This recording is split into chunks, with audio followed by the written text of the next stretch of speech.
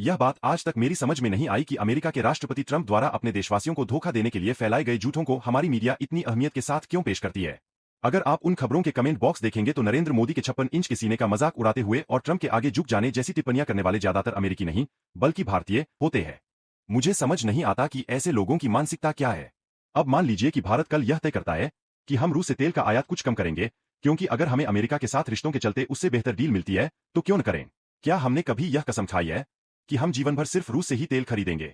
बिल्कुल नहीं। भारत हमेशा वहीं से डील करता है जहां उसे ज्यादा फायदा और मुनाफा मिलता है। भारत ने कभी किसी देश से यह वादा नहीं किया कि वह हमेशा उसके साथ रहेगा, न अमेरिका के साथ, न रूस के साथ, न चीन के साथ। भारत के लिए उसके राष्ट्रीय हित सबसे ऊपर है।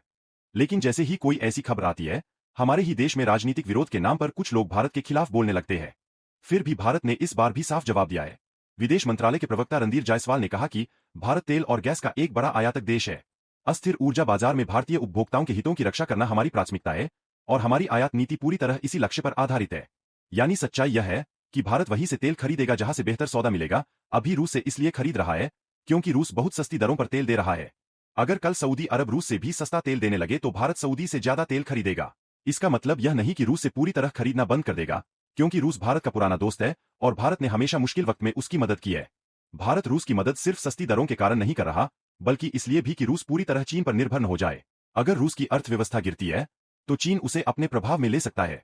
इसलिए भारत रूस को आर्थिक रूप से मजबूत बनाए रखने में मदद कर रहा है ताकि वह चीन के प्रभाव से बचा रह सके। अब ट्रंप बार बार कह रहे हैं कि भारत रूस से तेल खरीदना बंद कर देगा। ये सब उनकी कल्पनाएं हैं। वो अपने अमेरिकी समर्थकों को खुश रखने के लिए ऐसे बयान देते हैं।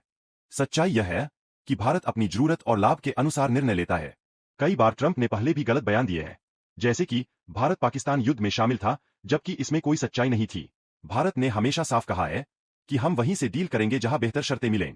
राहुल गांधी जैसे नेता भी ट्रंप के ऐसे बयान को राजनीतिक फायदा उठाने के लिए इस्तेमाल करते हैं। कह देते हैं कि भारत के फैसले अब वॉशिंगटन में लिए जाते हैं, मगर जब राहुल खुद अमेरिका जाकर भारत के खिलाफ बयान देते हैं तो क्या उन्होंने प्रधानमंत्री से इजाजत ली होती है? ट्रंप जैसे नेताओं के बेतुके बयानों के बावजूद भारत की नीति बहुत परिपक्व है। हम किसी देश से दुश्मनी नहीं रखते, बल्कि अपने राष्ट्रीय हितों को ध्यान में रखते हुए सम्मानजनक और कूटनीतिक तरीके से जवाब देते हैं। विदेश मंत्रालय ने स्पष्ट कहा है, भारत का ऊर्जा आयात पूरी तरह उपभोक्ता हितों और राष्ट्रीय लाभ पर आधारित है। इसलिए ट्रंप जो भी कहें, भारत वही करेगा जो उसके हित में होगा। अंत में अफसोस की बात यह है कि ट्रंप जैसे लोगों की बेबुनियाद बातें भी हमारी मीडिया में बड़ी खबर बन जाती है, जबकि भारत की ओर से दिया गया जवाब ज्यादातर मीडिया नहीं दिखाती। और हमारे ही कुछ लोग, खासकर सोशल मीडिया पर, अपने देश की निंदा करने में लगे रहते हैं। यही हमारे नागरिक बोध की असली तस्वीर है। फिर किसी और वीडियो में मिलते हैं।